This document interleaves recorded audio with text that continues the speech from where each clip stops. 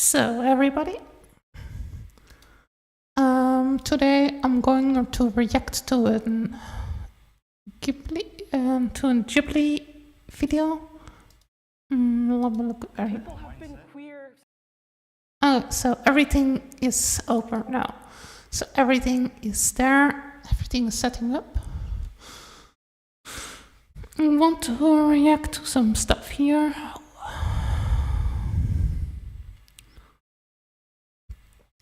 I'm going to set this up also too.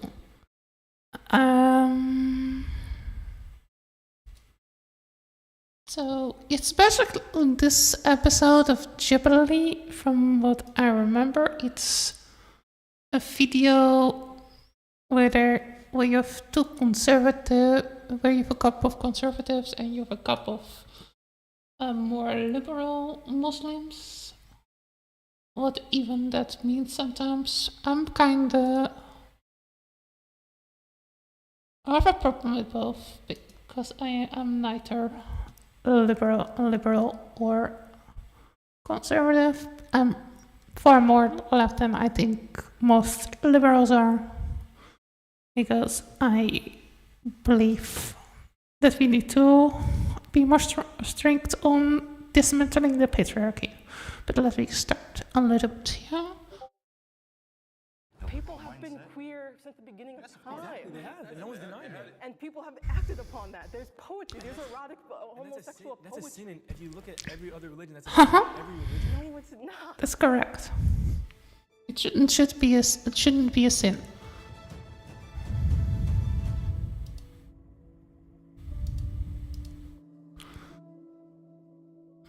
Step forward if you agree with the prompt.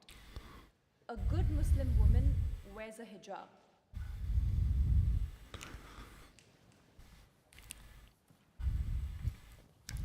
Yeah, that's Clear is that a Muslim woman. there is something in the Quran. That's what I wanted to show.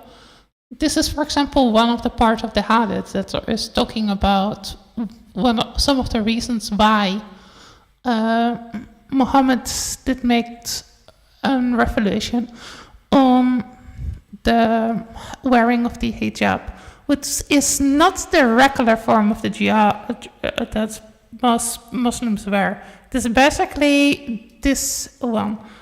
This is also one that talks about, this is part of the Quran verses. Basically, it shows that that only fathers-in-law or sons, stepsons, brothers, and their brother's son, so can see the woman unveiled, and castrated men, basically. That says basically here, men that have no desire. It says here somewhere. Let me look what it says. A bondsman in their pursuit, a male serves with no desire. So basically that means castrated men, because in the Arab culture there were a lot of castrated eunuchs like males. However, quite a lot of words, and I should probably do another video about it, but that's for another topic. Another thing, like I was saying in the hadiths, this is like I was saying earlier. Oops.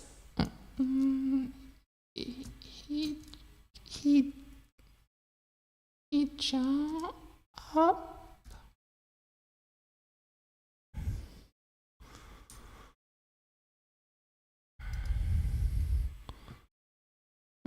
Look here. This is how you write it. And actually the hijab is, so it's described in those verses, is not this head scarf thing. It's the full hijab. It's the thing with the covering the face. This is what the Quran describes what women need to wear. Sadi sends out the answer to the call of nature after it was made to observe the vow. Ubar saw her and said, "Oh, Sadi, by Allah, you can't hid yourself from us. To think of a way to which you should not be recognized on going out."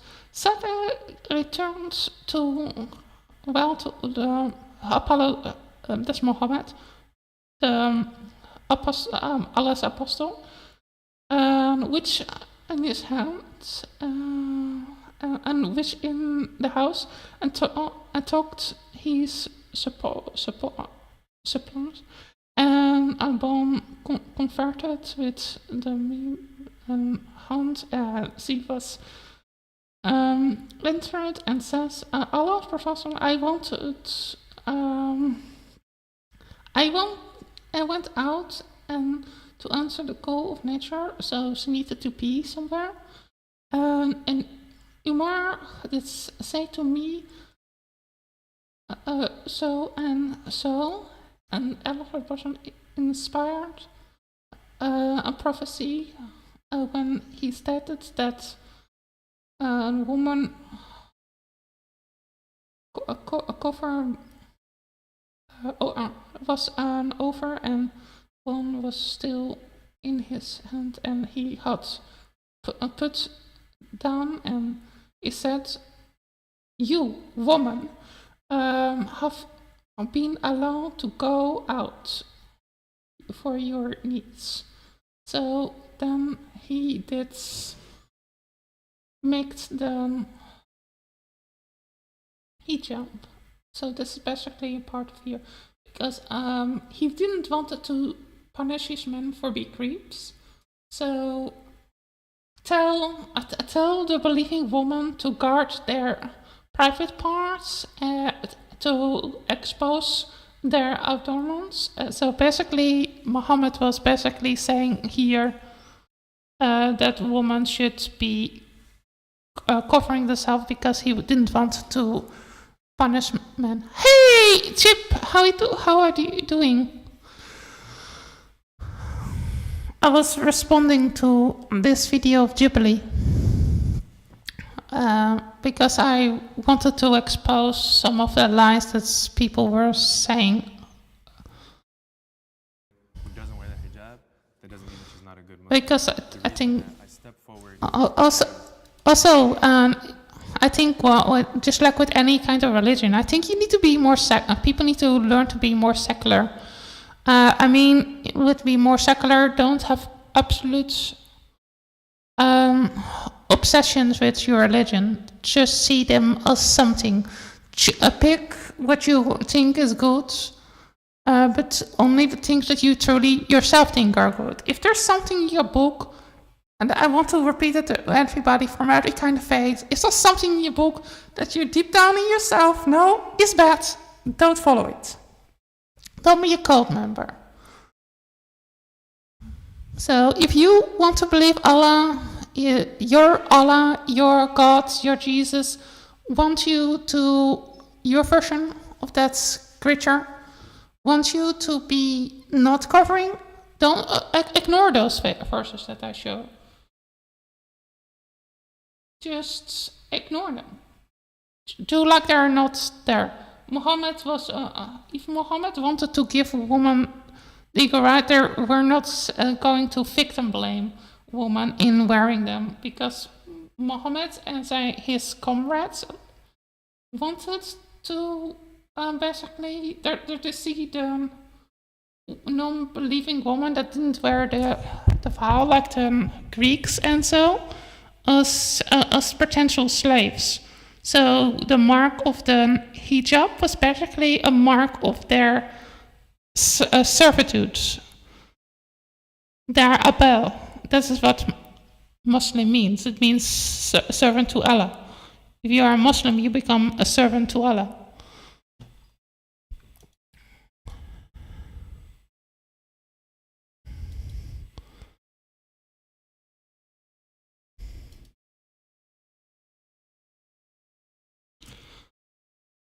you become an abel, and that can be abel.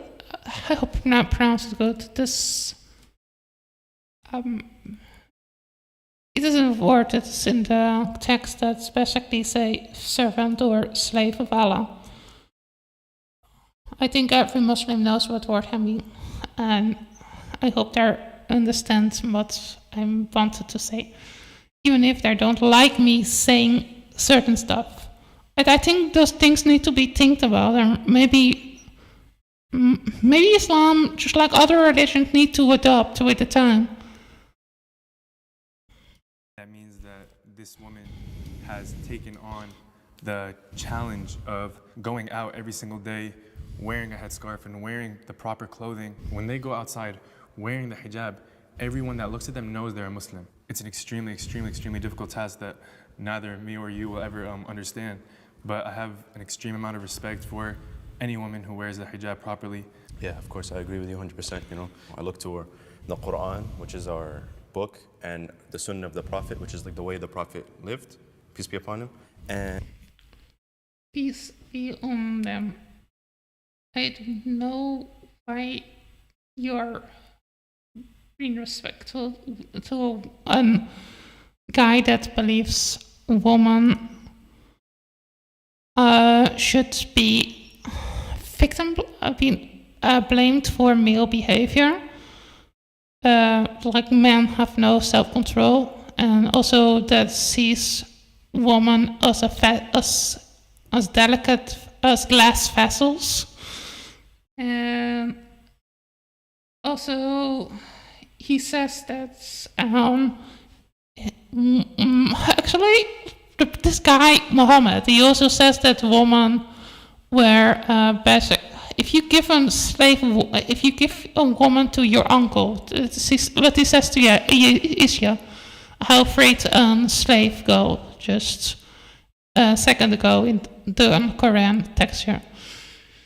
So Muhammad did say, you would have gotten more reward if you gift her to your maternal uncle. So he was saying, give slaves. He encouraged people to give slave girls to maternal uncles. That's what I read here. That's what I think, and I feel kind of gross that people defend a person like this. Also, the people come into the streets saying that Muhammad and his army alarms messenger, the prophet, vengeance from the forces, and their wars were killing, and the children were captured and taken. So the same kind of shit that I have been grown up when I was a Christian still. Long ago, when I was still a Christian. Before I did come to the age of reasoning and stopped believing in fairy tales. There are also some good texts in the Quran. I mean, I can go on later on that if you want. And like I was saying, let me go look up here some good text that I did find from Gary Rofsky's website.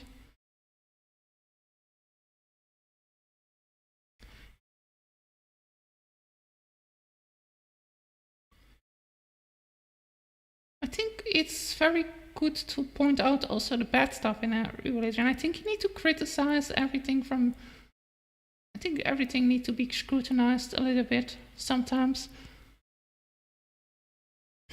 Let me go here for a little bit of good text, I think there, that you may find if you look in other parts of the Quran.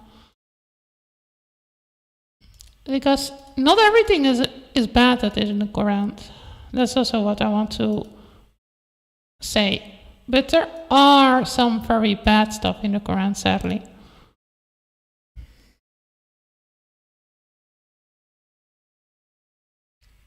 Just like in all religion texts. I mean, those texts were created long, long ago. I think our Bambound here was studying something very good. And I also think... oh, my avatar is stuck here. Here.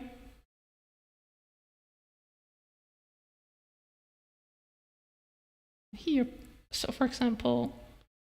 you that believe that Muslim, the teacher of the Talmud and the masters of the Prophet, indeed they're commanded such creatures to be slaughtered and offered the sacrifice, and so you do it in the temple. But behold, the great Mossad is here. And he comes to put away to the blood sacrifice, performed in the name of the law. The feasts under them to restore to you the pure obtained and though the blood sacrifices of the grains. The sacrifices of the grains and fruits as in the beginning. So basically, in the Garden of Eden, there were basically everybody was vegan there in the Garden of Eden.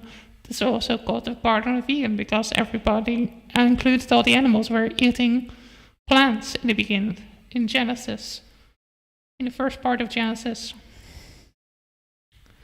I mean, if you want to cherry pick parts of the Bible, I think it is very good. I'm actually encouraging people to cherry pick good parts out of their religion. That's something I really want. If people want to call themselves whatever they want, but please choose the ones that are moral and kind. Like in the part in the Bible where Jesus says, where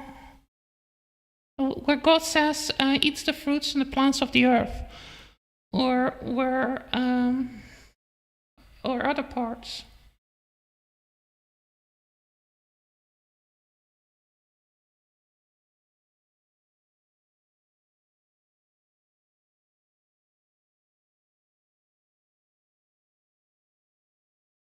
So, also, there's also some very good quotes by a Sufi teacher that was also vegan.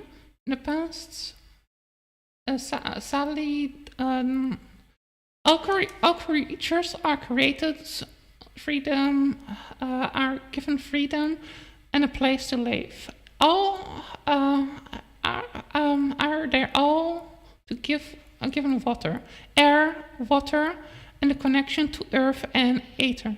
But man grabs for himself what Allah has created that was created as common to all. He stricts the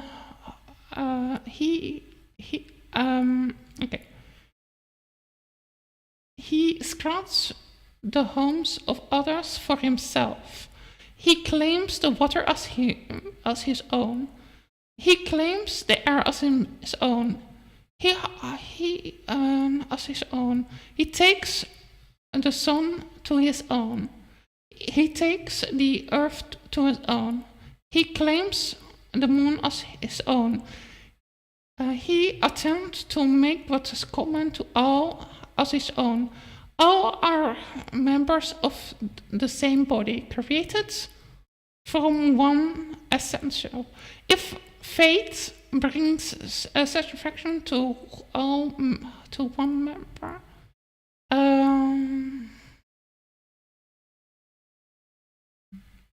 the others can't stay at the rest. You all remain indifferent to the burdens of pain of others, do not deserve to be called human. I think this quote is very good. I think this Muslim here makes a very good point. Sadi. But there are so many others that I don't think make very good points. So I will never be a Muslim because this is not in the Quran. This is not in the Hadith. This is just one preacher.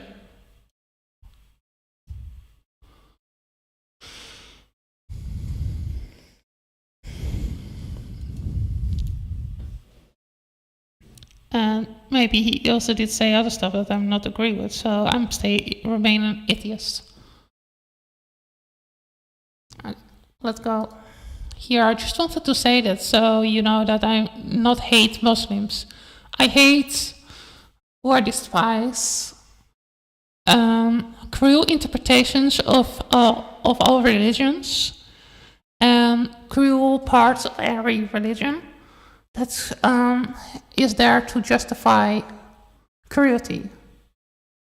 Therefore, I think secularism is a very good idea. I don't believe we should blindly worship any kind of religion. But let me go further. I'm rendering a little bit too much, maybe. And what does it say about the hijab? You know, hijab, something that's ordained for women in the Quran, you know.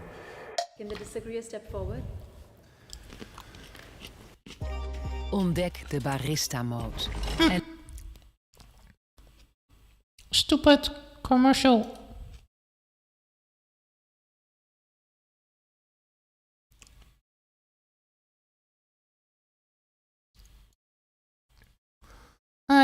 So now I got a stupid commercial from Jubilee.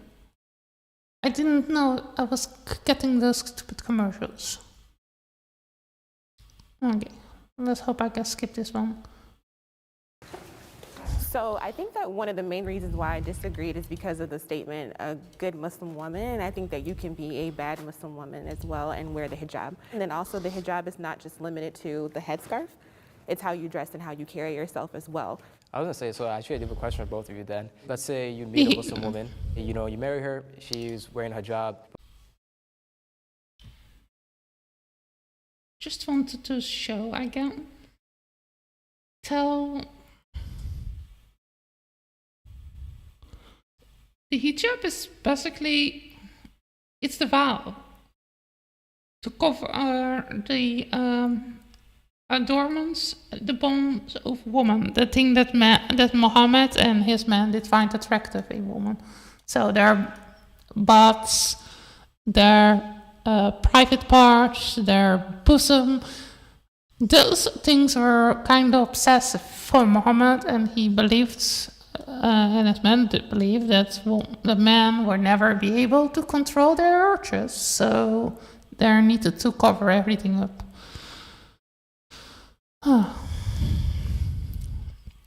It's complete. It feels to me so much like Islam is trying to control women because it doesn't want to face problems that men created. One day she says like, hey, you know, I don't feel like maybe I want to wear hijab anymore. I guess like, what are your thoughts be on that and on her decision for doing that?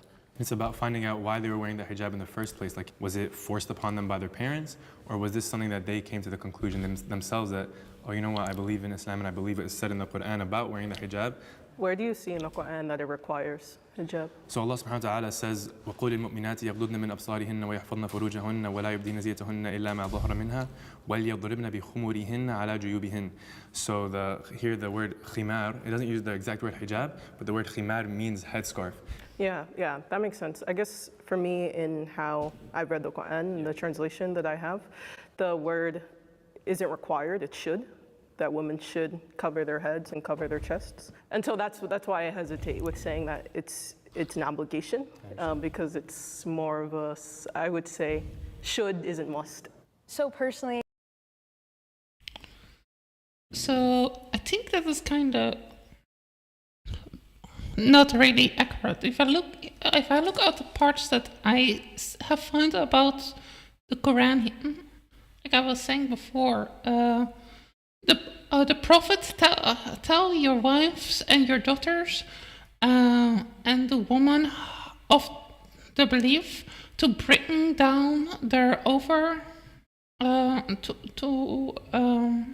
bring down over themselves their outer garments that is more acceptable, that there will be known and not abused. So this sounds more like Muhammad telling other Muslim men and also other Muslims that the way to not get abused is you better have two options. Either you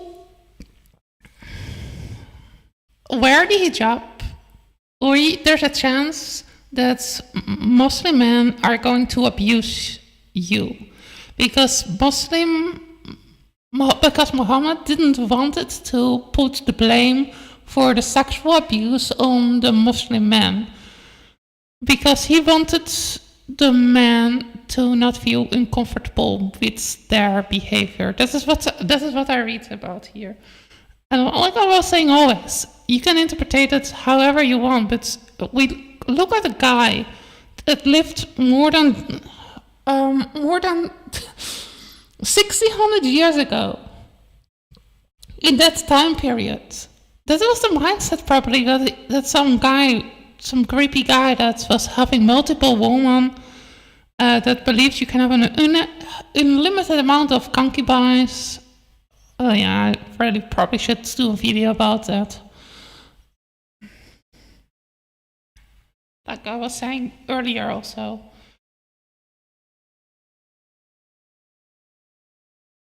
Muhammad was seeing a woman as softly with glass vials. There, seeing a woman as glass vials, basically. Also, Muhammad was saying that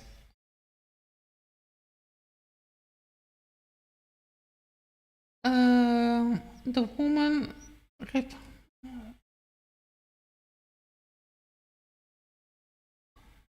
I have never seen that the majority of the drones held for hellfire were for a woman. So he was saying basically here that the majority of people in hell are women. Basically, he was. This sounds really like Muhammad was having very much problems with women, because he was saying the majority of the people in hell are women. I don't know what did go with his first wife. That was basically his life support, his lifeblood. I don't know what did go with Kasha. What did go in that relationship that made him hate women so much? Did he not?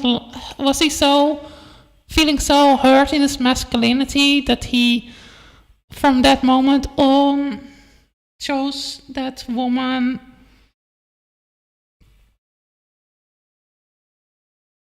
were basically evil or so? That he believed women are stupid? Yeah, you also was saying women are inferior to men in there. For example, here, the Prophet say it isn't the witness of a woman half of that of a man. If Muhammad was really such a progressive guy, I mean, he was having a wife that was basically smarter than him in any possible way. His wife was one of the most powerful and most prominent persons in all of Mecca. His first wife, Akasha. I hope I pronounce it good.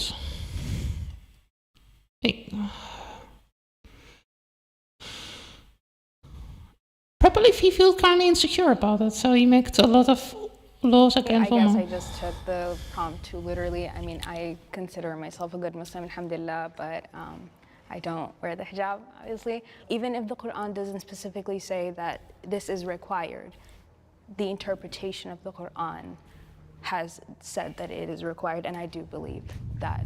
I know it seems kind of contradicting that I'm a conservative Muslim and I don't wear the hijab. I don't think I'm ready to kind of wear the hijab yet. I want to wear the hijab. I need. Also, just want to put quick this in this quote about Muhammad saying that you need to. Hello? I'm still in VC. Oh. I'm still in VC. I was. Okay, I think I need to leave. I'm still in VC and I was doing a stream. I'm not sure if you want to be on the stream. Okay, yeah, not a problem. Okay. I'm in Finland, but at seas. Okay. The connection is like total shit here. Okay. But is it good that... part of it right now. Okay, that is nice. Is it good that I'm calling you back later? Okay. I think... Okay. That was not very good. Okay, let me go here. I was in a VC with a friend of me. And I forgot that I was still in the VC. I'm going to call him later back. He's a very good friend of me.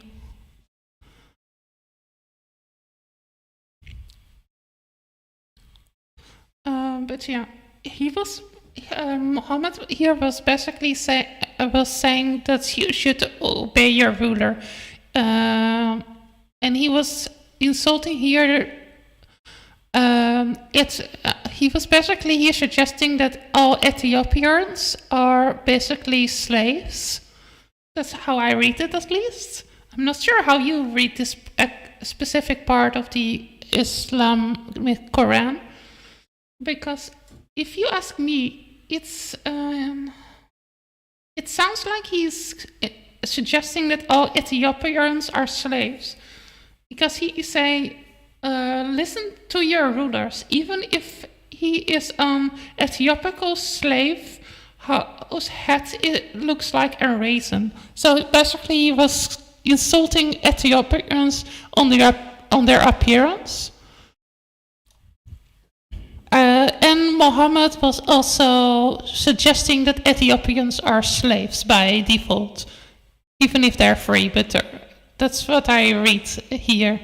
I'm not sure how you interpret this part here in the Quran, but just wanted to point out. To wear the hijab. Acting on homosexuality is a sin. No, I don't think it's a sin, but let me look what the Muslims here say.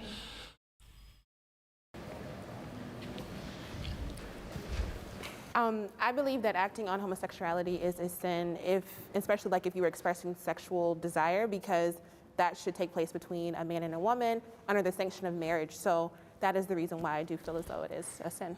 And it's pretty clear in the Quran. Allah subhanahu wa ta'ala says, أَتَأْتُونَ الرِّجَالَ شَهْوَةً مِّن دُونِ النِّسَاءِ. Do you guys prefer men over women? When he's talking to the people of Lut.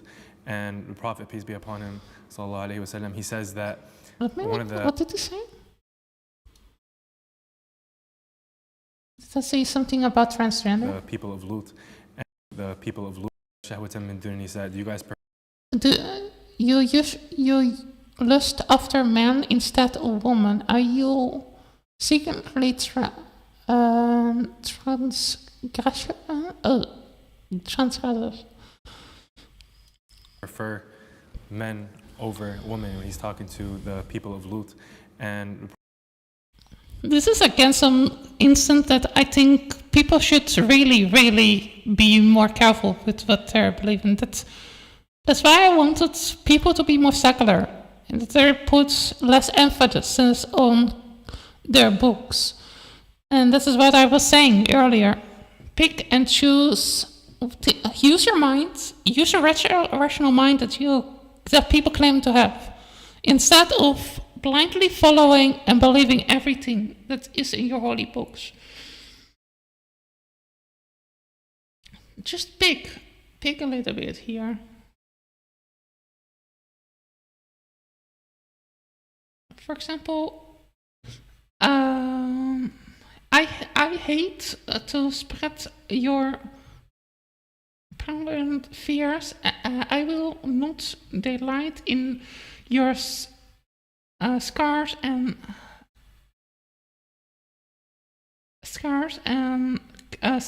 ceremonies. When you present your sacrifices and offerings, I will not accept them. This is, for example, this is a good quote. I like that one.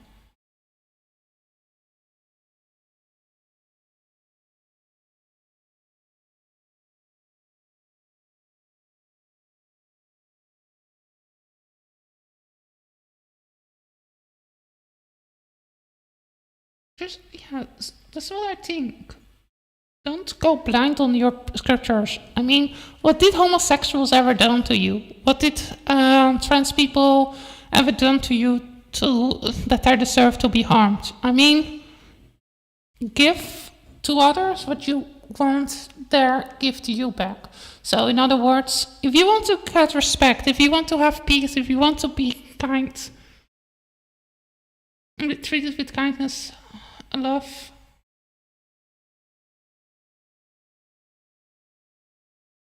I want to see more Muslims accepting this kind of stuff. All creatures are created as a family to Allah, and Allah loves most those who are most compassionate to His family. I mean, if Muslims all were living by quotes like this part here, instead of what that guy just was saying in the Quranic text. Let me look if I can find it back. In the end of the day, when it comes to religion, our personal opinion doesn't matter, right? It does not. Doesn't matter. This is what God ordained for us. This is the natural way. Yeah, the natural way, the cult. This is exactly what I feel when I was still a Christian. The cult, like indoctrination, just believing for the sake of believing, instead of questioning. That's why I think that is something I think good in certain secular. That's why I need secularism. That's why I like secular religion people more, because they're questions. It's like some of my Jewish friends. I have a Jewish friend that basically says the words he calls him. His name is actually. Funny enough, I'm not sure how everybody's going to react, but my friend's name is Israel. It's Israel. And that name means wrestling with God. So he basically challenged. His way of thinking doesn't take literally the interpretations. Just have a text. If the text is outdated, if we have scientific evidence that homosexuality is not something you choose. Being homosexual is something you've been born as. You don't become homosexual. You are homosexual, or you're not, or you're heterosexual. You can change that, but you weren't born that way. I just wanted to have that out of the way. I would quote about my friend that's called Israel. Basically, it means wrestling with God, so you don't take something always literally. You question it, you criticize it, you try to scrutinize it, you try to reform it. This is what he thinks. He also believes, he also says he is Jewish, but he doesn't believe everything blind what is in any kind of scripture. He's more like science-based than he's more science-based than religion's fundamentalists. Of humans. Once we start diving in and wanting whatever we want. Also, if you go back to religion's fundamentalism, look what religion's fundamentalism did in the Holy Roman Empire, or what religion's fundamentalism did in the Sharia law in Iran and how it oppresses women there, or in Afghanistan. We don't need religion fundamentalism, we need secularism. We need a form of secularism. We need separation from church, mosque, chapel, whatever your building is in state. And we shouldn't platform the people like that. I think if you ever believe that homosexuals shouldn't be treated kindly or this sinful,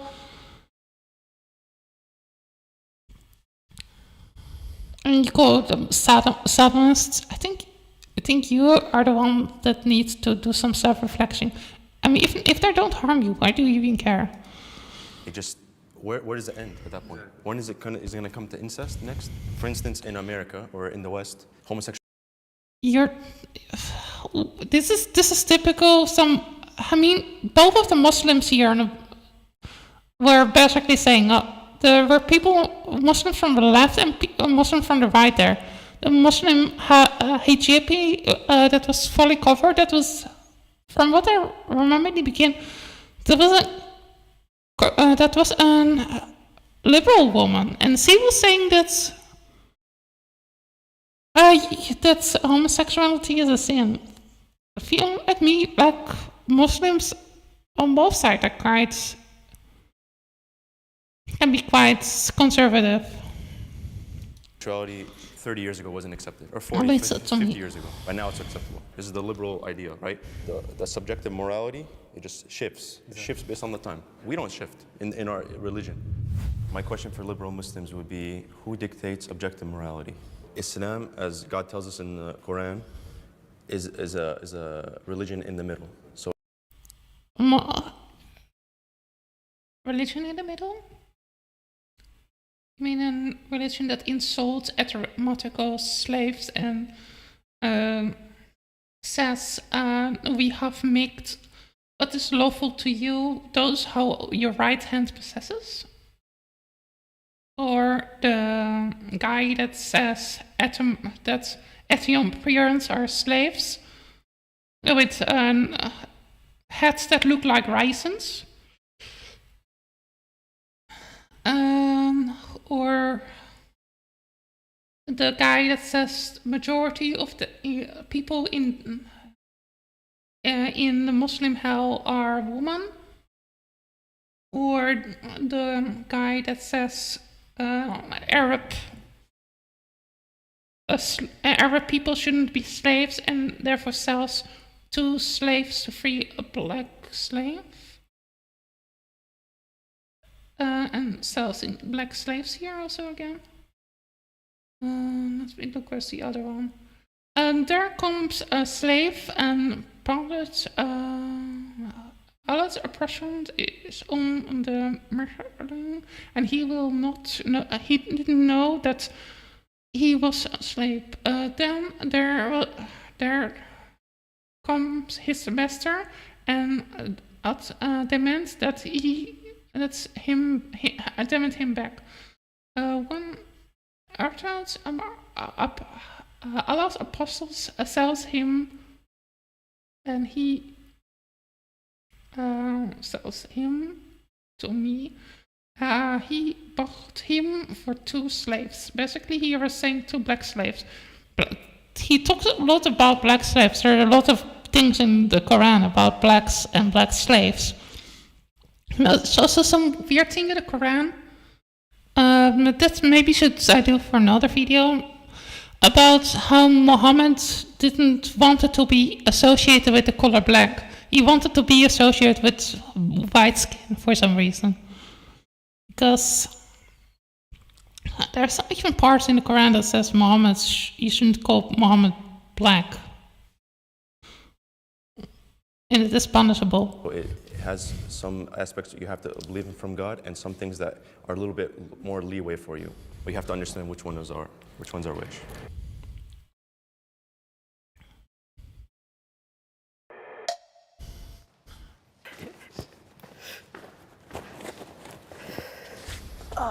May I start? Yeah, I don't believe that acting on homosexuality is a sin at all. There's so much to get into. Good. I like that of you. Woman, a girl. sister. I'm happy you don't blindly follow anything Muhammad was saying in here. In the story of Prophet Lot itself, you see that they weren't condemned because the people of Prophet Lot were coming to his house to have sex with the men who were disguised as. I'm disappointed. I was hoping you were going to be secular here. Angels, but you can look at it as a condemnation of rape and abuse itself and mistreatment of strangers.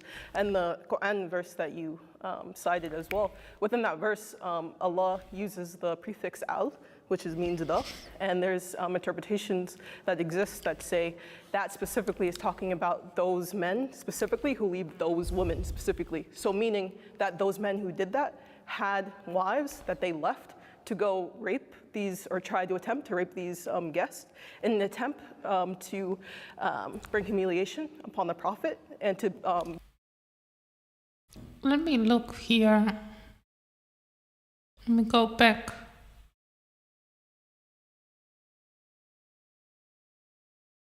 It's pretty clear in the Quran. Allah subhanahu wa ta'ala says, أَتَأْتُونَ الرِّجَالَ شَهْوَةً مِّن. Okay, let me look this verse up here.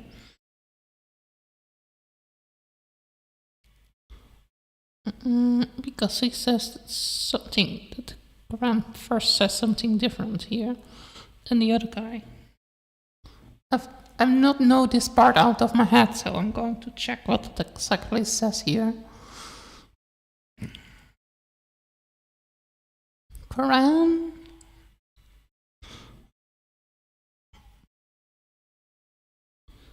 Yeah, I mean, don't expect me to know every part of the Quran out of my head. Neither do I need to know to criticize people, what people say, I think. Okay. Here, so.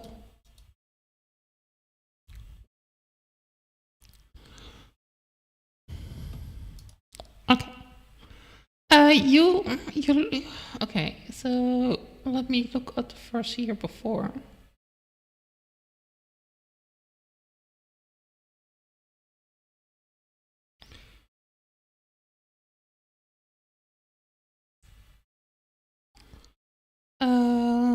Remember when the lost scroll at the men of his people, saying, "Do not commit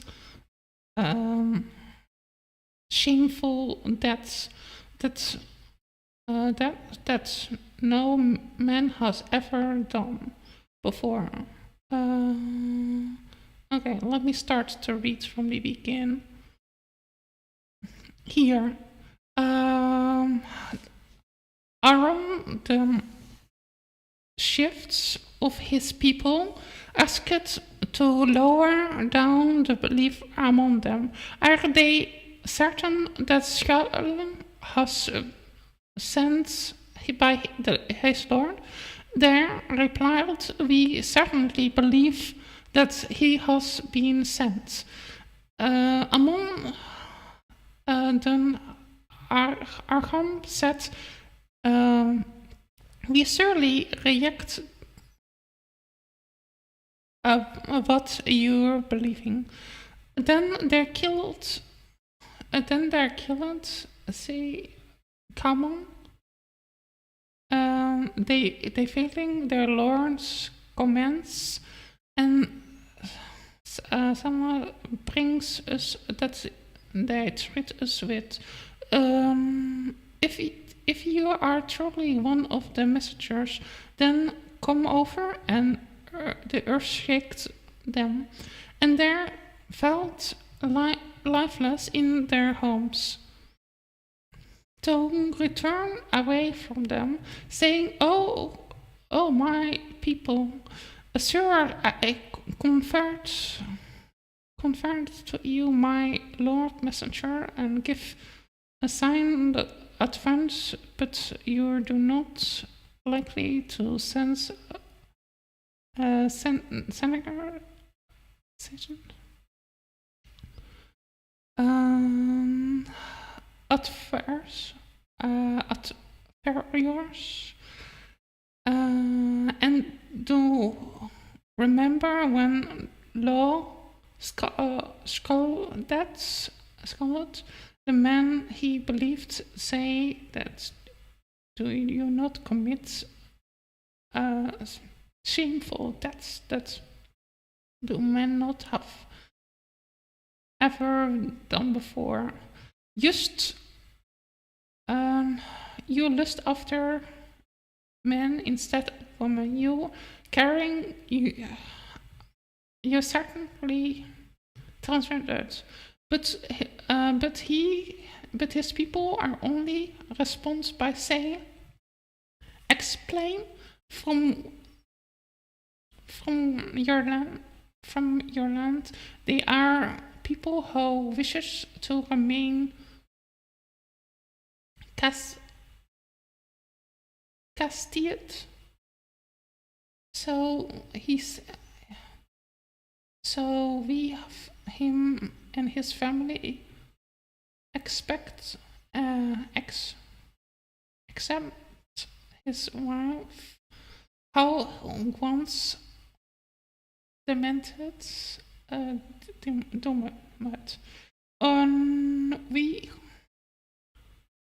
we pound up them to remains. See what was the end of. This is kind of a weird quote. Okay.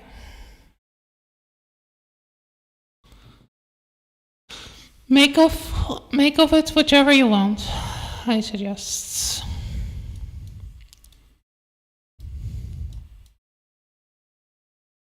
Let me go here down again.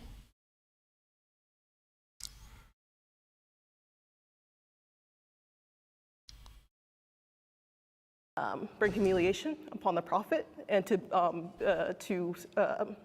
sorry, I'm getting a little emotional. Still didn't make it really better. There's different interpretations of the story of Prophet Lut. One interpretation is that it's about homosexuality, and there are other interpretations throughout history that says it wasn't about homosexuality, but for some reason the interpretation that it is condemning homosexuality is the dominant narrative. And I think that narrative seriously needs to be contended with, because we're saying that being homosexual or being bisexual or being anything other than heterosexual is a sin. But Allah creates you like that. Allah creates people who are intersex. Like intersex people exist in this world. And so I think there's a lot of different interpretations out there about the story of Prophet Lut. And I think the central point in it is. Yeah, I mean, I don't think people in the past didn't really know what intersex people were. To be honest, you can interpret it in modern context, but also have a bit trouble myself by doing that when you say that the Quran was perfectly created the way it was. When it was written down by men very long in the past. So should you really take this word so serious when it was written down, not by Muhammad, because Muhammad was illiterate according to the Quran and the Hadiths? I'm just asking here some questions. Just asking questions here. So always what I do. Is contending with the fact that people use sex as a weapon for domination, weapon for humiliation. That's a real issue. And being homosexual, being something that you were naturally created, isn't. My experience being a queer Muslim woman in America has been beautiful. Oh, that's why. That's why she tries to find a middle way in here. That's why Natalali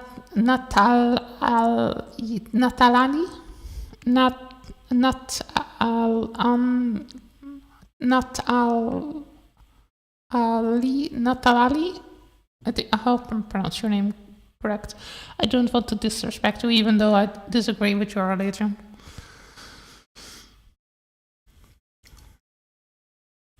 It's not about you, it is about the text. I personally can't really agree with the text. That's everything.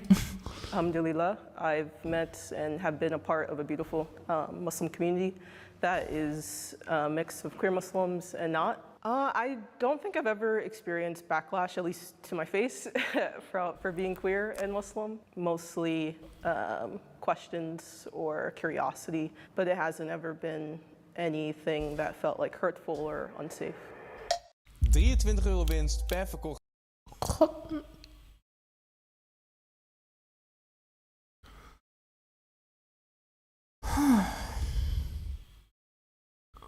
I really don't like those commercials popping up in different kind of languages also.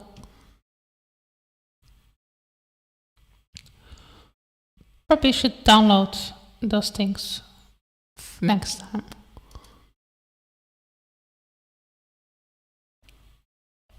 That I want to rebuttal and respond to. So the first one being that you said being homosexual, being bisexual, all of those things is a sin. First of all, that's incorrect. Being any of those things in itself is not a sin. So that's why when the Prophet is acting on homosexuality, that is the sin. And Allah subhanahu wa ta'ala says, لا يكلف الله نفسا.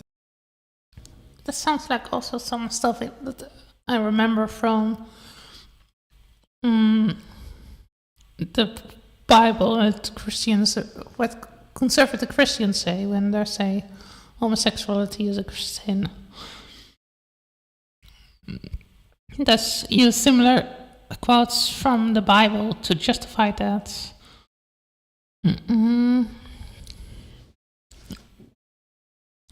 But I don't think you should, like I was saying, those texts are written down, I think, was by the third caliph, or was it the second caliph? But it was quite some time after the Prophet Muhammad did die, so we don't even know sure how much of those texts are really reliable. That is another thing of problematic nature, that the Quran was created, I think, by the third or the second caliph, if I remember good. That was quite some time after Muhammad did die. And it was written down because people were mostly spreading those texts with oral tradition. And what happened? I'm not sure if you remember this from school. If we're going to repeat stuff that comes from oral tradition, even in the class, if you say something in the ears of one of your classmates, then you let that be speaking down to the other one, and then it comes back to you. On the end, this whole conversation, that the thing that you were saying to your classmate, probably will sound completely different from what you were saying. Just maybe something in the same line, but it's just not exactly the same as what you were telling them, because stuff gets multi, sometimes with translations, but also sometimes with just communication in oral tradition still. He does not burden a soul with anything more than it can take. As a Muslim, you believe that, like you just said, Allah subhanahu wa ta'ala created us all, and He created homosexual people with those people with those tendencies for a reason. But at the same time, this whole life is a test, right? Yep. And for the person about homosexuality also, there are some studies. Actually, let me look if I can find them up quick.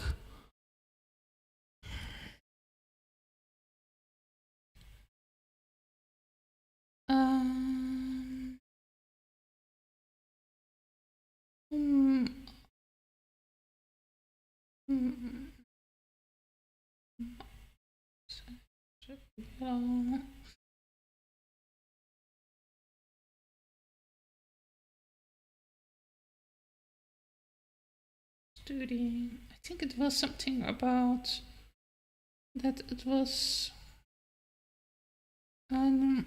Massive studies find that no single genetic cause for same-sex behavior.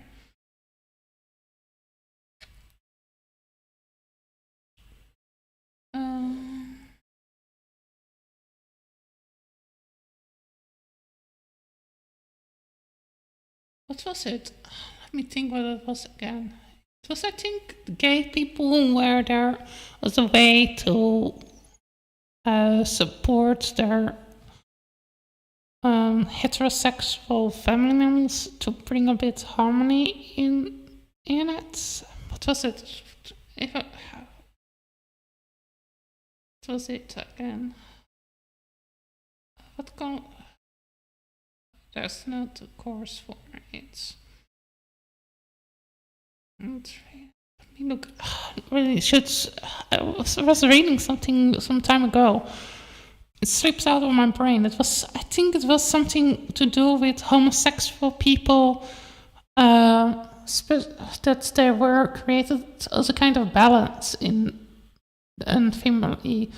Because there were.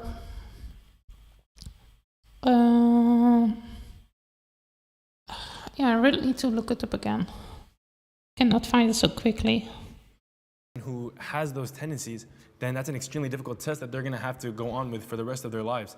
But that's an assumption that that is the only test. What if the test is living in a world that hates you, that thinks that you cannot act on a desire of love, of consensual love, but still being committed to Allah? What if that's the test itself? That's part and that's what I think is the test. And that's, I would say and that's... Yeah, that's also one thing that I was thinking about earlier. If you believe in Allah, if you believe in God, if you believe in whatever you want to call your God, you can do that. And you can do that very easily. Start worshipping things that your gods actually created. Stop worshipping a Bible or a Quran, a Torah, whatever your book is called. Start to worship the gods that your gods actually created. Start to worship the earth, the planet. Stop worshipping the Wailing Wall, or that's black stone in Mecca that people need to kiss. What Muslims all want to kiss. I think sometimes Muslim men are more willing to kiss the black stone of Mecca.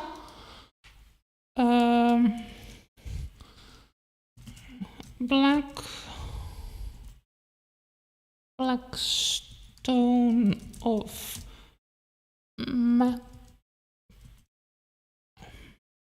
Mecca.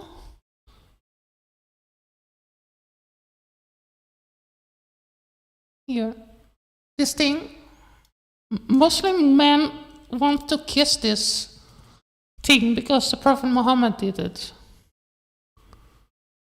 Look, they want to touch and kiss the stone. Muslim men, I'm quite convinced, Muslim men want to kiss this stone more than they want to kiss their wives. Because it apparently has absorbed the sin of the believers. I understand that you are the only stone. You can't be any brighter. You can create I kiss you. I kiss you only because I have seen the Prophet Muhammad kiss you.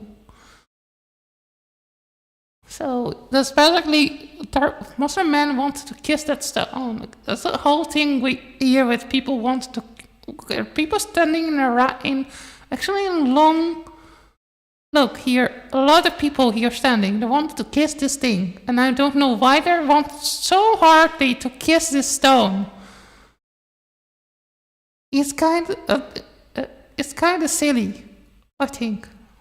I wish people who started to, wish Muslims and Christians and all religion people stopped worshipping books. I wish they started to worship the earth. I wish they started to think, now, have your revelation. God is not in a book. Everybody, Allah is not in a book. He's in his creations. Allah, Muhammad is wrong. What is really? God is always around us. You know, he's everywhere. Because we're standing on top of it. And we are annihilating it. We're poisoning God. We're poisoning the earth. Maybe we should see Allah. Maybe we should need to see God, Yahweh, as the earth. We're standing on top of it. The earth sees us everywhere. The earth is Allah. The earth is God. Maybe we should promote the idea of that instead of live in a book. Books are not. Let me tell you a secret, everybody. Books are not created by gods. They're created by people.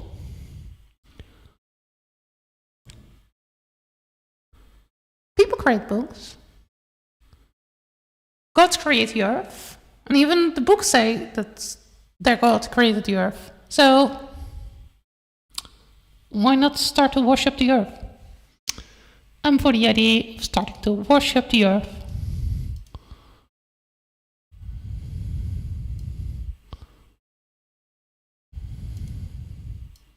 So let's start worshipping the earth. Let's start an earth worship religion instead of kissing. Want to kiss this stone in Mecca religion.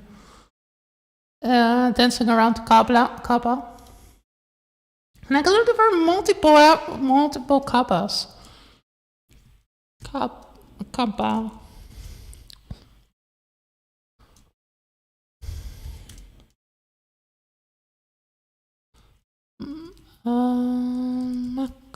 Mecca.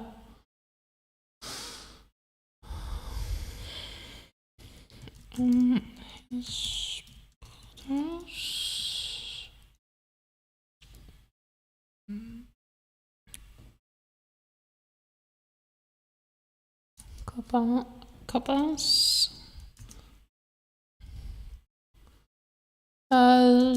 Location.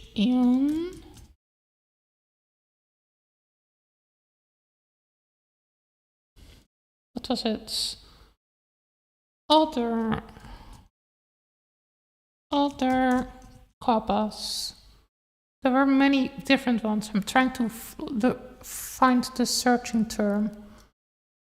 Other Kaaba.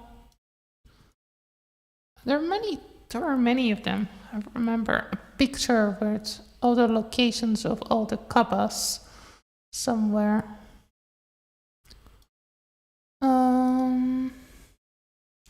Let me open Google here. There's also a white one. There was a white one.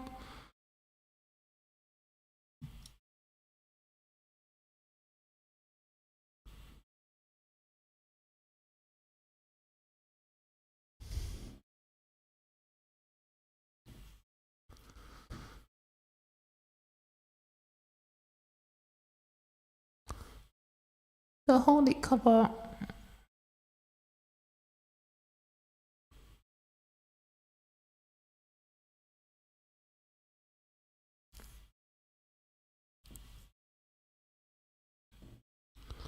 Also, this is how the Kaaba looks from the inside of it. So this one, there are 3 pillars in it, and that's where the altars were. And then here is the kissing point, place where Muslims want to kiss the stone.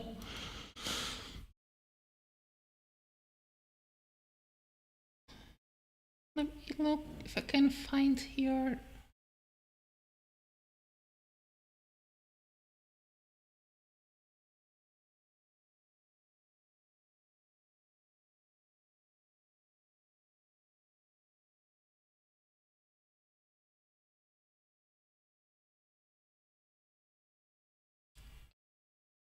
is this?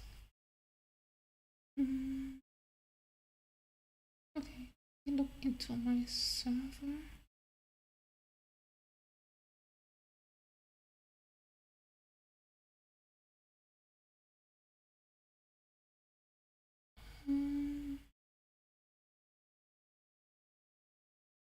Okay, play some fancy. Maybe it is in here. I need to find this person. Okay, I think I did find nearly a picture of all the... I need to find this picture. I was having a picture that basically was showing locations of all the Kabbas. There were quite a lot. There were multiples. But also, like I was saying, you were seeing this picture of there was also a white Kaaba. And there was a Kaaba in Persia also. A Kaaba-like building.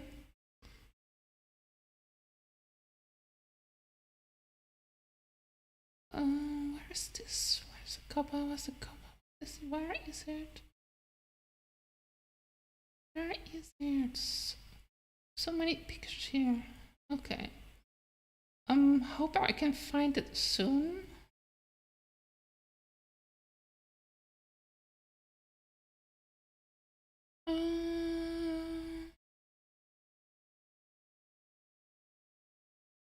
Maybe go.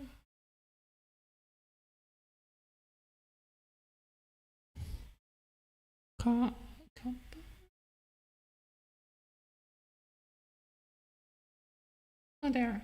I need to find it. Save, then send it to myself.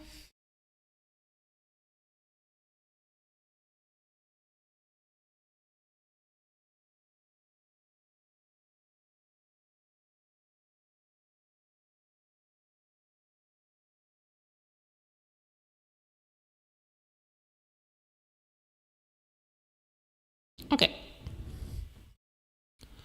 Some locations. I did find an image that shows some of the locations of the other Kabbas.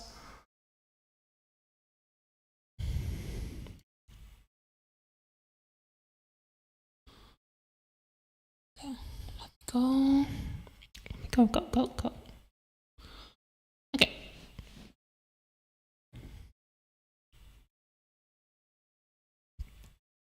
So you can see here in this image.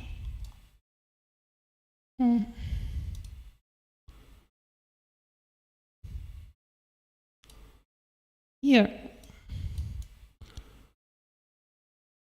There's one here there's one in Mecca. There was one there below. There was also here one that's basically one of the building that's similar to the Kaaba in Iran, especially in Iran. Yeah, there's Iran. The Mar Dafas in Iran.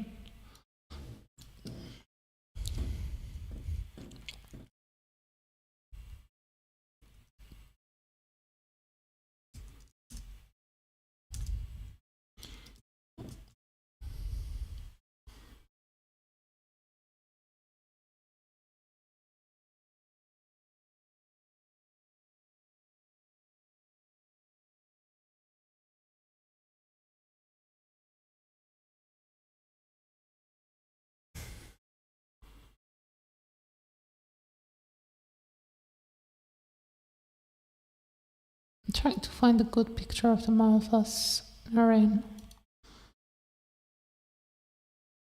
Here.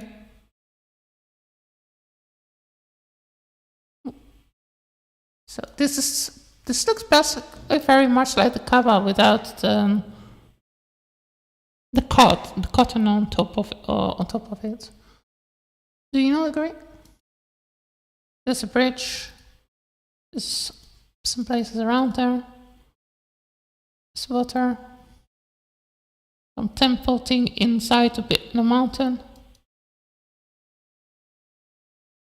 This is ancient Babylonian like structure with some Zoroastrian architecture.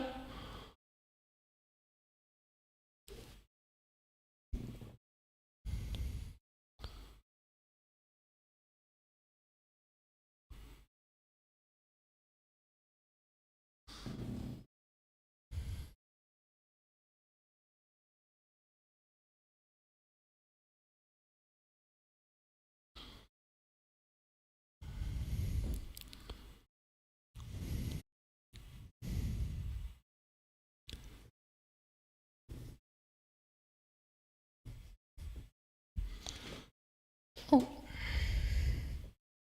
Okay. The interpretation out there that we're not talking about. I have a question. Oh, sorry. I'm sorry. I would.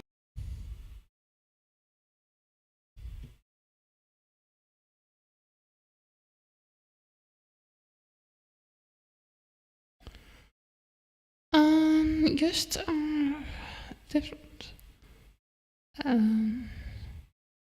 Explain there isn't.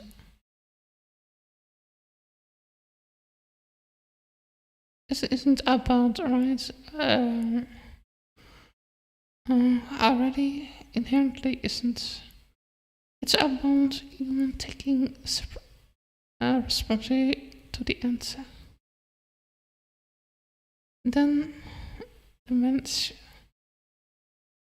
shan't live without exploiting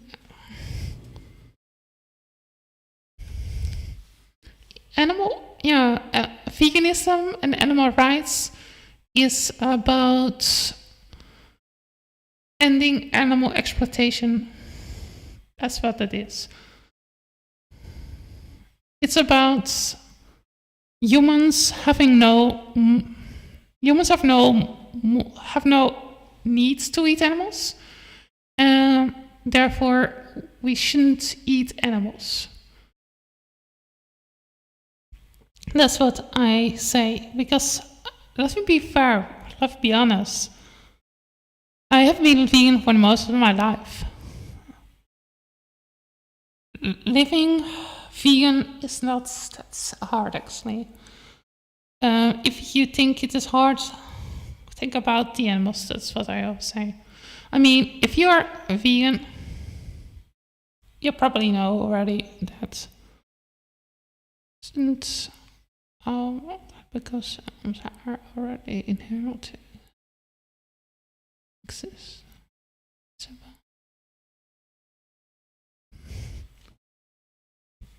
I mean, you can be a junk food vegan by eating mostly vegan junk food.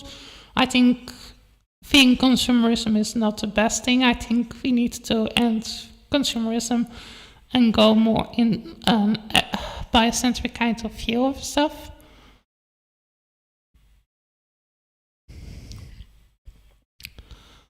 But yeah, let me do this. Let me go a little bit further. Let me going to talk a little bit further about veganism also. Just are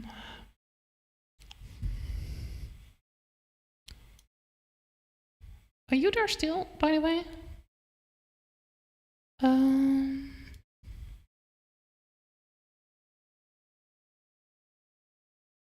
To subscribe us, just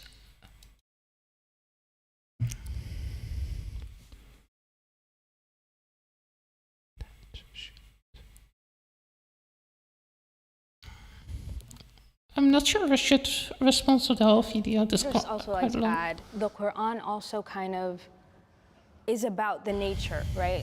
The nature of life, and so homosexuality, not homosexuality, acting upon homosexuality goes against the nature of why we were born. Yeah, and so we were born. I'm getting a bit messed up with this.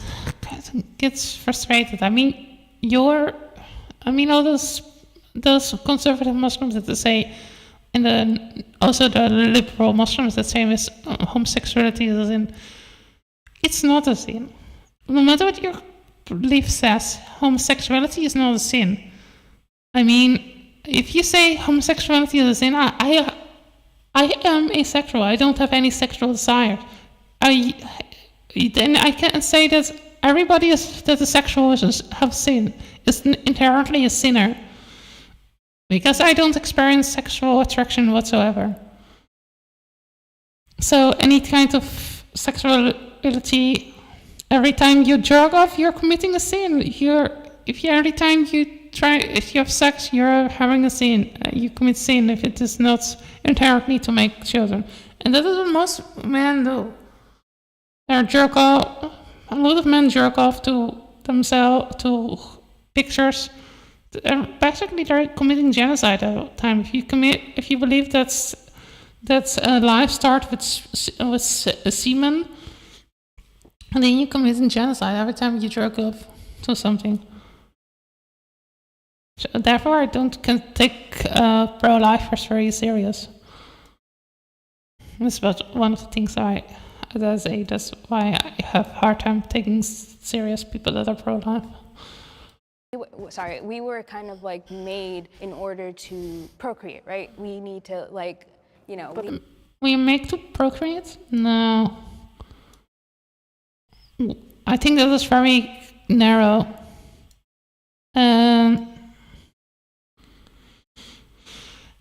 You can say that polygamy is completely okay, and I'm not sure if you want to go so far as saying that polygamy is okay because men are basically less worth.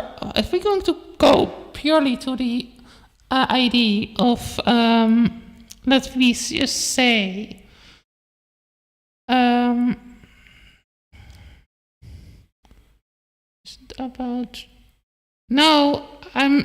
don't say that. I was talking about this woman that say that in the video that humans are made to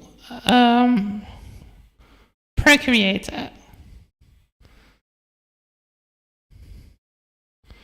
I was here talking about homosexuality, and that homosexuality is not a sin. That's what I was saying, chat.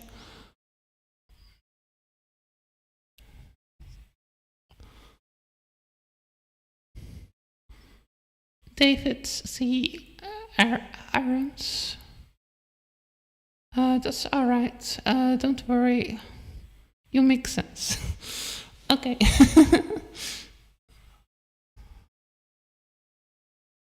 Okay. Yeah, I believe I'm pro-choice. I believe everybody should have the right to do with their body what they want. I don't believe that you should have the right to control somebody else's body. I think if somebody wants to get an abortion, studies show that if you get a child and you don't want to have a child, because you get a child because you're not have access to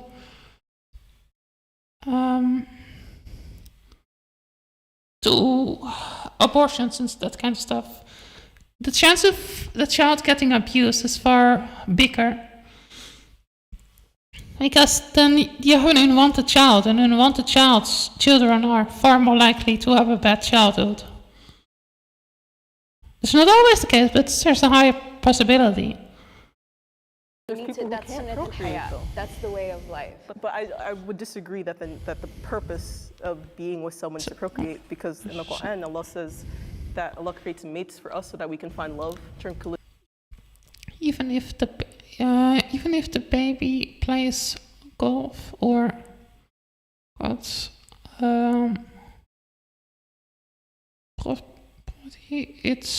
the belly and it's still a woman. Completely agree. I mean, and even until something from the studies that I have seen, even until the age of around I think it was around 10 months, around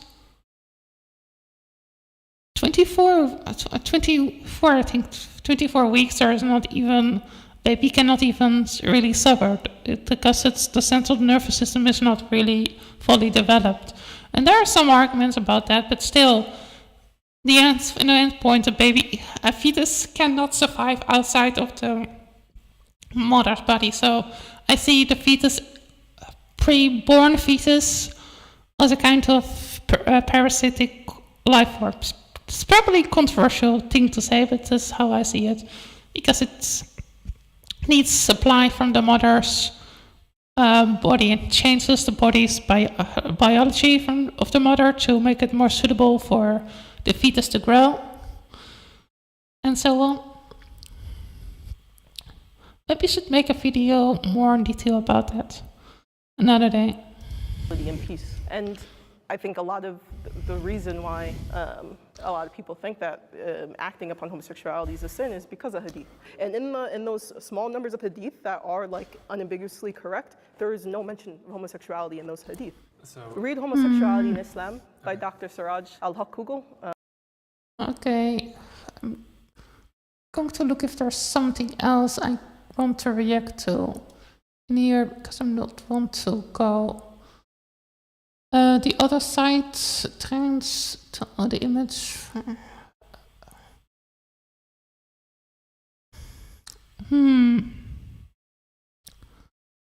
Let's look if there's specific. Oh, I like you, but I have to go now. Okay, have a nice day. I hope to see you next time with the next reaction video or my drawing video tomorrow in the morning or in the evening. It's tomorrow. Tomorrow will be, I think, drawing in. It's tomorrow Sunday. Yeah, I think tomorrow Sunday morning, and then on Friday. No, Friday is my. Oh. Okay. So, yeah. Tomorrow morning is my stream, my art stream, and then on Monday evening I do art streams again. But okay, I hope you have a good time. Oh, I get my hair a bit cold.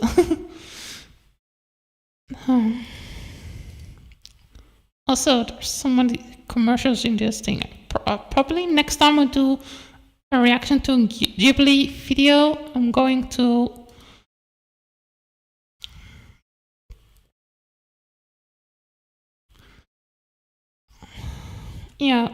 next time I'm going to do a reaction to a Jubilee video. I think I'm going to download it so I don't have all these commercials, because I get a bit itchy from all these commercials. There are too many commercials.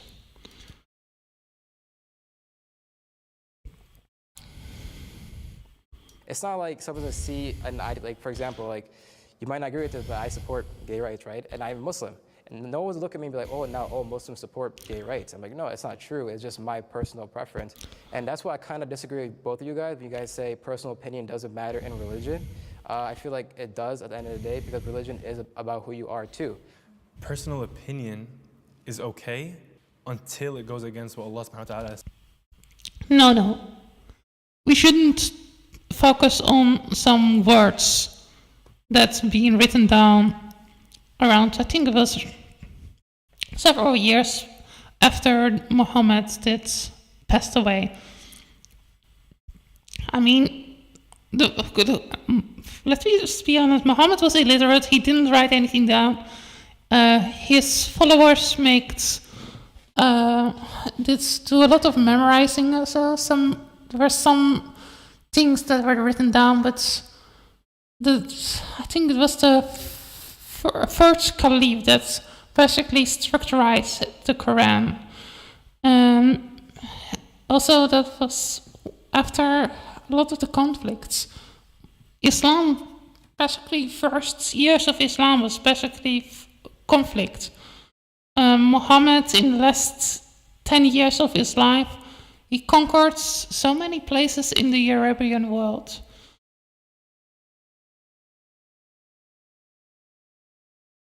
Maybe look if I can find an image that shows the complete expansion in the first 200 years of Islam under Muhammad and of his caliphs.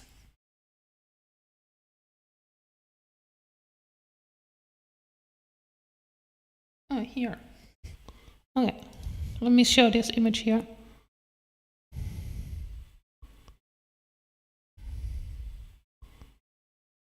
I have nothing against the people themselves, necessarily. The thing I have some problem with is people not acknowledging problematic stuff in religions, in religion texts. Here,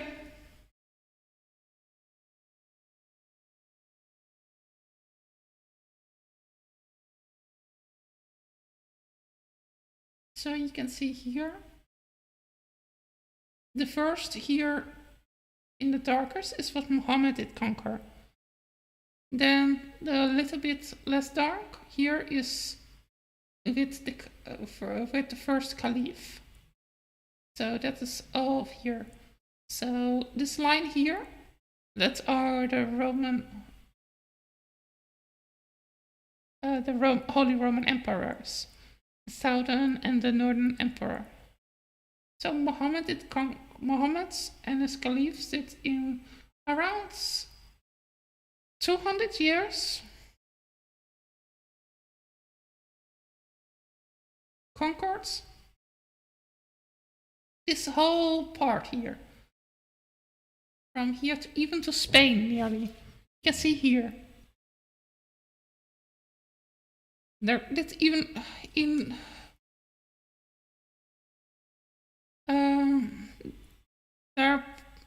they basically conquered most of Spain that are called Andalusia,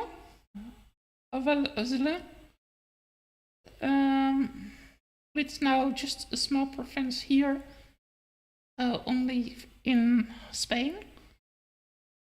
And the name did come actually from the Roman here.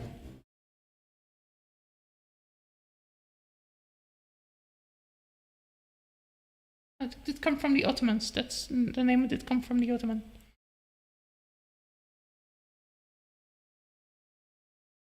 From the caliphates.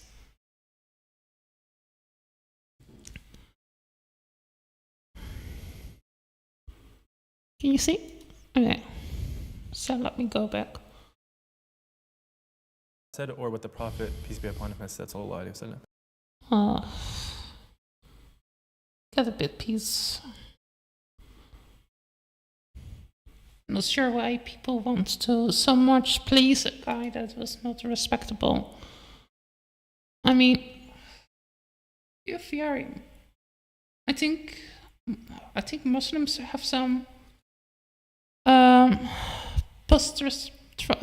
think Muslims have some fear for their God. They fear the God. They're scared, I think. I mean, a guy that says that a woman should cover themselves because he doesn't want to blame men for the actions. A woman don't want to blame men for the actions of men and want to blame women for the actions of men. I think that's kind of victim blaming and problematic toxic masculinity behavior. It's not something of a guy that I will respect. I personally.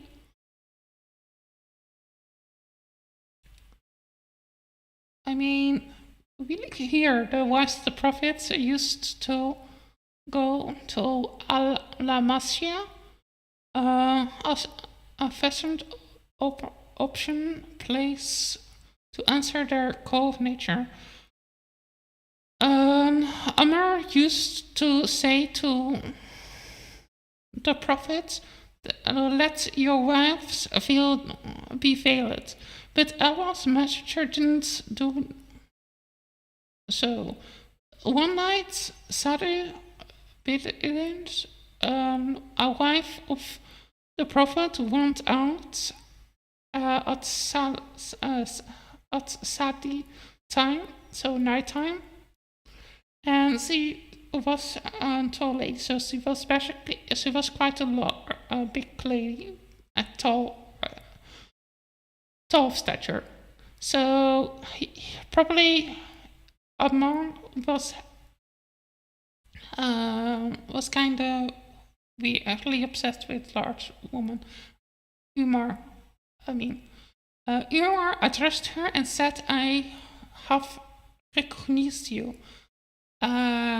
He said, "So, as you are the same agent that the veils of Al-Habib, the veil Al-Habib, the observing of the veil by the Muslim woman may be recognized so that Allah receives the veil of Al-Habib. A complete body cover excluding the eye." So, like I was saying here, the hijab, the real hijab,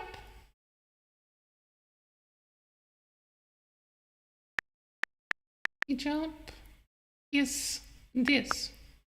So, this is the full hijab. Look here. Do you see? It's this thing. It's not even this. This hadith talks about the full covering. Muhammad was thinking that also only Muslim women were allowed to wear the hijab. Slaves were not. It was a sign that you were a Muslim woman. It was a sign that you basically were an abad, a slave. The only person that you were a slave to was Allah. And Muhammad, Allah's messenger. Jibreel. Okay.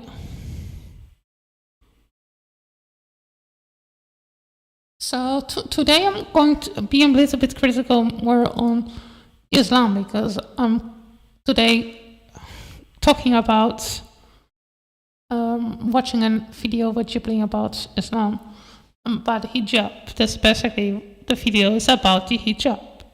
People's opinions.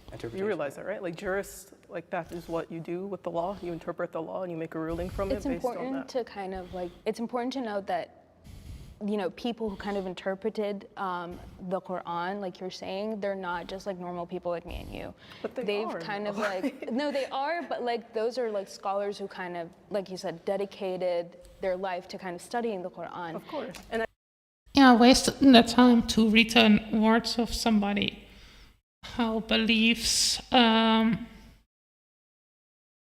the professional misogynists, basically, that believe a woman's life, a woman's word is the half of that of a man, because a woman's mind is inferior than that of a man.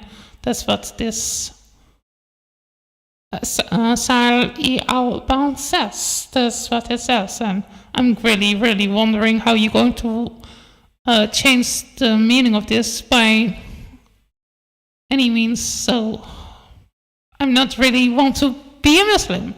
I mean, I don't know why any woman wants to be part of a religion that says she has an inferior mind, and that this is definitely proof that she has an inferior mind to her husband. I think women are, in many ways, probably more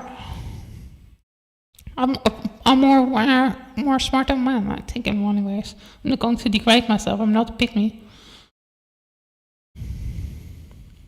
think those people are also biased, like everyone, right? Like everyone has their... I don't think in the case of Quran that can be possible. It is possible because we're humans. All humans are biased and subjective because the fact that we're human, we have a different experience. I'm going to interpret something or look at something completely different than another human being is, because that's the nature of our existence. It's subjective. Just to make it clear, this religion... Oh yeah, if anybody wants to sit down with me talking about this, I'm open for discussion. As long as you are respectful and nice to me, don't insult me, I'm not insulting you. Peace comes from both sides. Is done. It has been perfected as Allah tells us in the Quran. It's not like these scholars are just coming in and changing something new. This is something that we get it from a source. We always have to go to the higher truth. The higher truth is the Prophet and what the companions learned from the Prophet, right? Because if we're just going to go, then yes, exactly your point, because humans are subject on that bias, right? But we get it from the best source, which is our Prophet, right? If we don't follow the Prophet, who are we going to follow? I mean, that book, like I was saying before, it's created some significant years after Muhammad's life.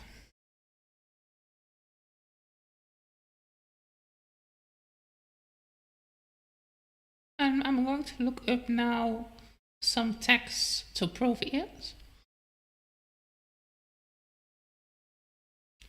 Was written by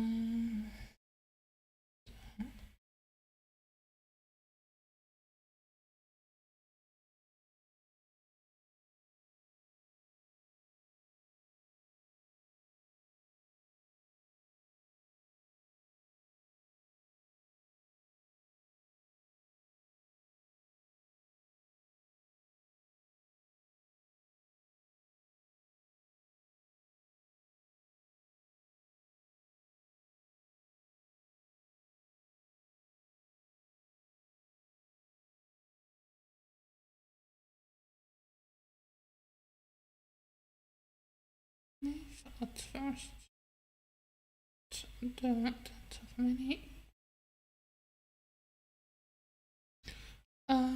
the first caliph after the death of the after that of many Quran restrictions in battle. The first caliph ordered the completion of the perceiving of the Quran. This task was by Batit, who collected the Quranic verses into a song-written manuscript.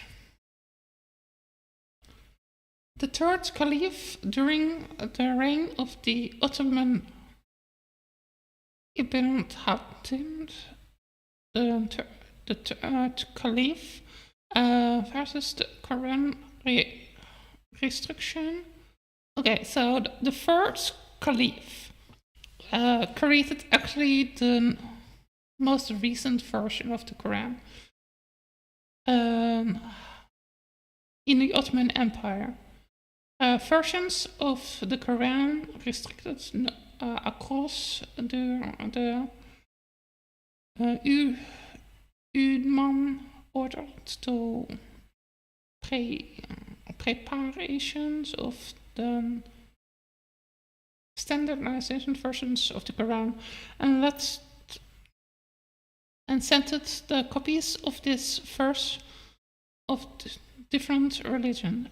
Other versions were ordered to destroy it to main in its formerly.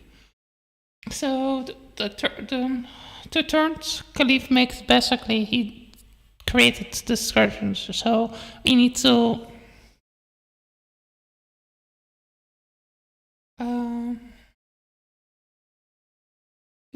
it's a man.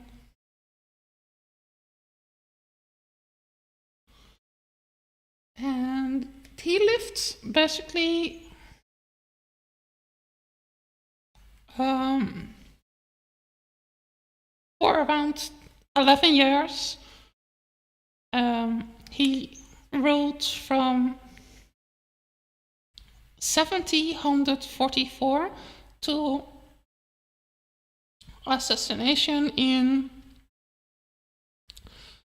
1656.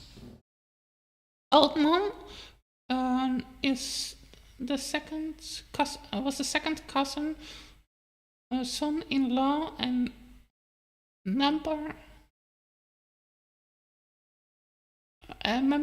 notable companion.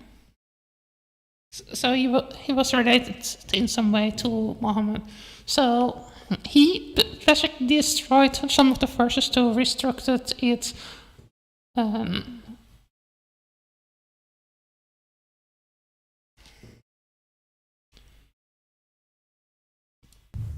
It's acceptable for a Muslim man to have more than one wife.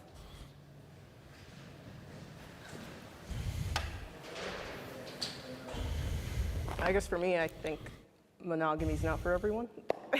And so I think Muslim men, Muslim women can have more than one partner if it's consensual. God tells us in the Quran that you can marry up to 4, but the precaution is that you maintain equity between them. Yeah, you can, like a man can give equal attention to all the wives without making them feel not respected. Like men can do that. There really is something very problematic in here. I feel like Muhammad and his companions were making this rule so they can manipulate women against each other. I mean, otherwise, why is it okay for men to have that, but not for women to have multiple spouses? I think he here comes up again with Muhammad's insecurity problem. Because, like I was saying, I believe Muhammad was actually an incel. That's why prominently incels, toxic masculine guys like the Tate brothers actually quite much agree with what Muhammad was saying. Also, Muhammad was saying that you get more rewards if you give a slave girl to your uncle. And what do you think he was going to do with the slave girl? He also called women glass vessels.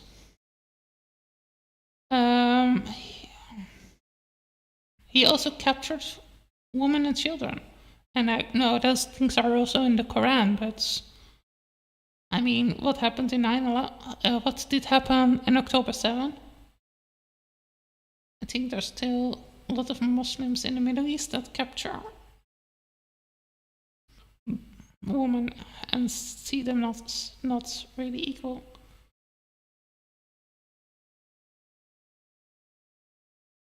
And it's kind of problematic. If you're not, then I'm happy.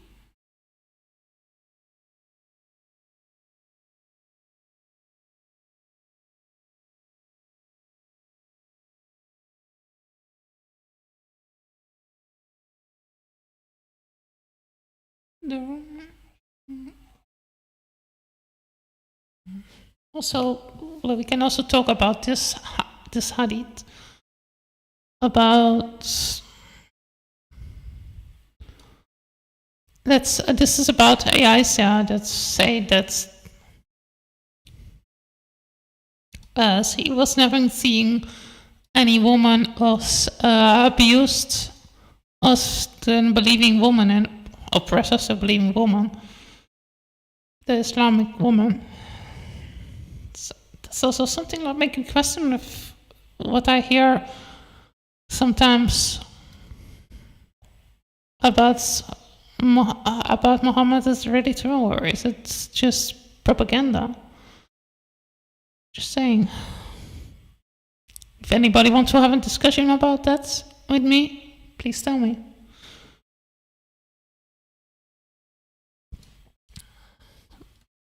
as a person that is that is vegan, as a person that is an atheist, I do morally oppose to those kinds of practices, like viewing women as having inferior minds, seeing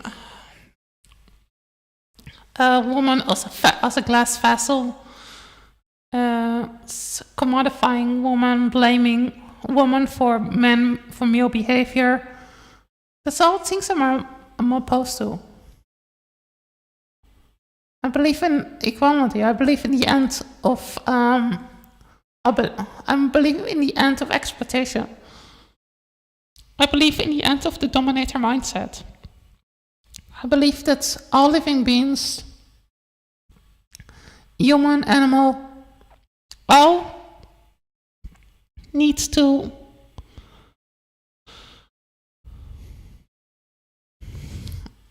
all should have the rights on their own on their own body. Not your body, not your right. That's my saying. It's my slogan. Not your body, not your right. Let's go so far as I have no right to force myself onto you, just like you don't have the right to force yourself onto me. You have no right to take another living being without reason, against their consent. Their body, their rights. Your body, your rights. That's what I was saying. Not your milk, not your milk. If you don't produce it yourself, or if not somebody consensually with appreciation gives you this, then it's not consent. If you can't, then you have to stick to one. You mentioned that men and women, this is the difference, right? Because only men in this way. A man can marry up to 4, because think of this situation. Say, for instance, yeah, this is pure because you want to get more children. This is basically what you say.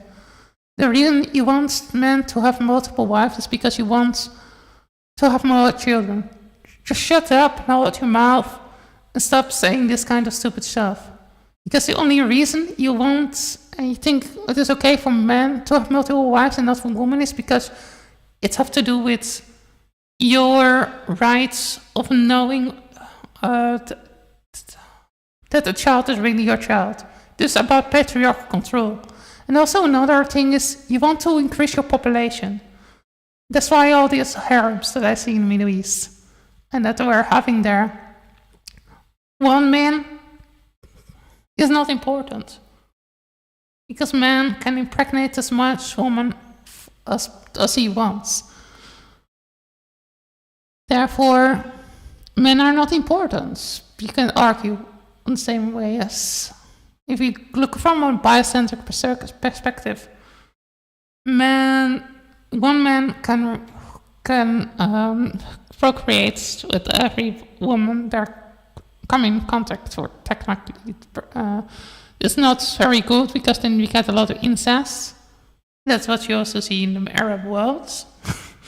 Let's be honest, large percent of Arab countries have no problem with incest. I mean, in a lot of countries in the Middle East, there have quite high percent of cousin marriage. And if you ask me, cousin marriage is a form of incest. And you can argue about that, but I still being of the opinion that cousin marriage is incest. Let me look if I can find here a more specific stat. But this is what you get. If you have one dad, and the dad have wives, have multiple children with multiple different wives.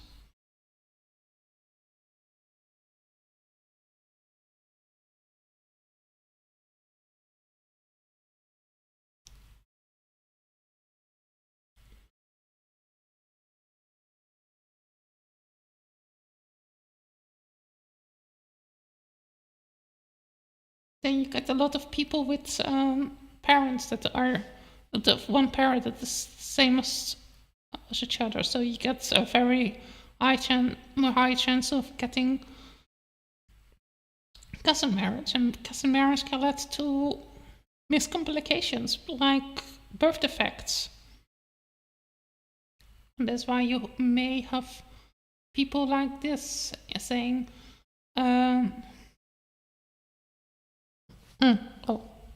let me see this here. This is part of a clip of a video of Al Mosque TV with this Palestinian news outlet. When the Muslims defeat the vicious creatures, the human demons, there's a Jew hiding behind me. Come and kill him. That is also a part in the hadiths. It's really they have a hadith about killing Jews, and it's kind of disgusting. I'm not sure how much Muslims actually want to accept that, but this in one. If you're not sure if you want to openly admit it, at least. I don't think there are many Muslims that want to openly admit there are hadith about killing Jews, which maybe feeds the problem in the Middle East. That's what I suggest. I'm of course not 100% sure, but it makes sense. If you have texts that support hatred against wrong group. And he gets one of them pregnant, right? Everyone's going to know who the husband is and who the father is. If a woman has more than one husband, someone gets her pregnant, no one's going to know who the father is. That's not the exact reason, but I'm saying just an example, just to think about it, you know? And in the end of the day... Yeah, just because you want to know that your wife didn't cheat, that's also why a lot of... that's also where I was talking about earlier. As we go back to here, where was it?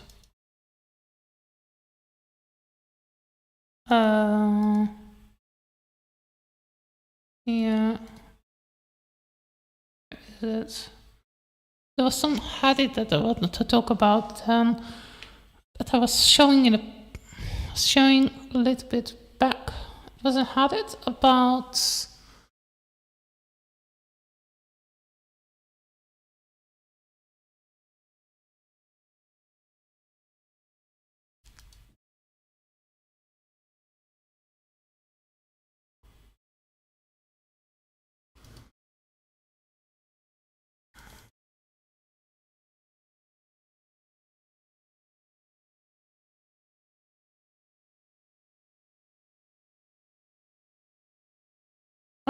here.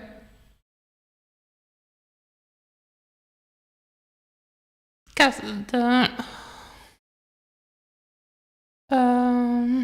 driven attention to this is here again.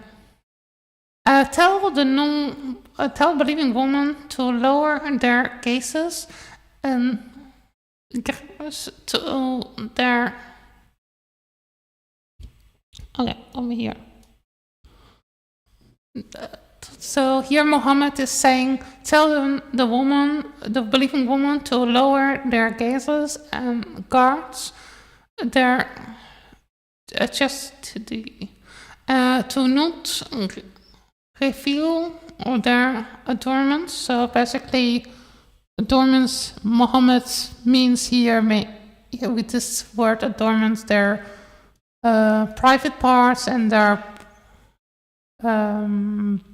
butts and bosom, and so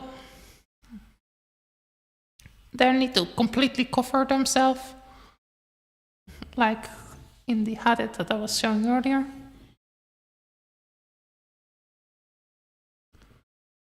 And only children that still are unaware of the woman's nakedness, let them stop their feet and draw attention to the hidden adornment. So he's here basically very much weirdly trying to talk around bodies of women and describing them with a word like adornments, and so your brother can see you, then the other son can see you, your sister son can see you, their fellow woman can see you, and the bondsman in their possession, the male attentions with no desire. So male attentions with no desire are eunuchs.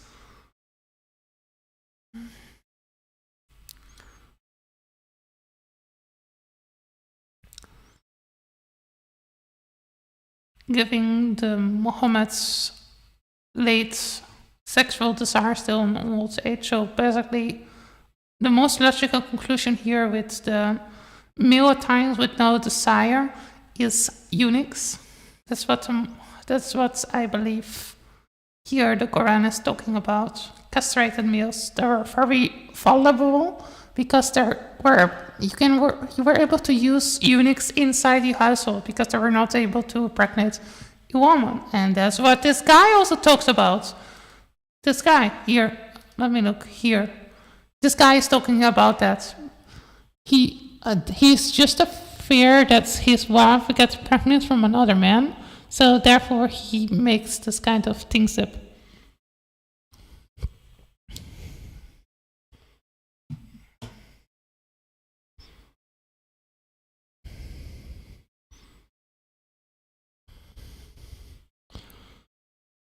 Men like this are so easy to see. They're so easy to see what they really mean. If you know a little bit about the Quran and about Muhammad's thinking, he is basically so messed up. This is because Allah told us the way. We live in a vastly different time. We view women differently in this world. Just because that is what the Quran said in that context doesn't mean that we can't interpret differently now. Okay, maybe I'm the old-fashioned one because I always believe I believe marriage is always like a love marriage. I don't think you can love 4 people at the same time. That's just my personal opinion. If you do get married to the person that you want to be for the rest of your life, and the person you share love with. Not I'm giving you because you have the authority to marry up to 4 people. So you could have a love marriage, but you can also have an institution of marriage, and I also think that that's what Islam kind of bases marriage around as well, right? Because even the modeled after the Prophet, peace be unto him, when it came to him having 4 wives, it was based off of actually merging tribes together.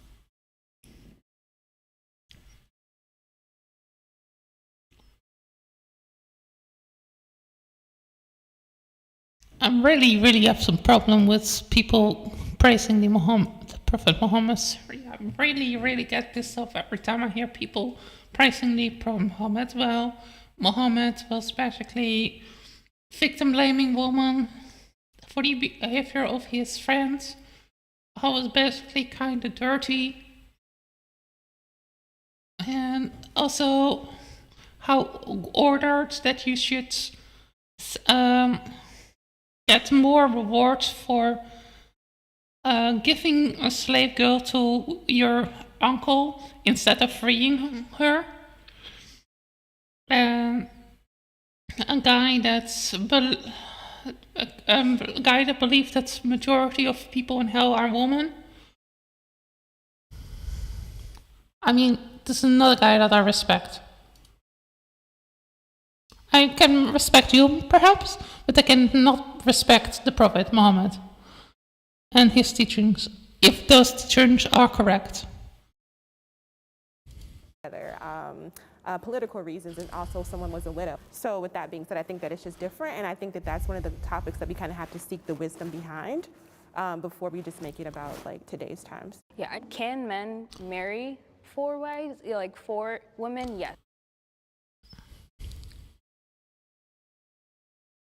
But you can't. I mean, you can't be Unjust. Yeah, you can't be just with all the 4 of them. The 4 wives have to. Okay, so basically you agree that the Quran doesn't make sense there. But yeah, I think I'm going to stop. I think I've reacted to enough today. I hope I handled everything in a good way, in a good, respectful way. I hope you all enjoyed my reaction video. If you want me to talk about one topic specifically,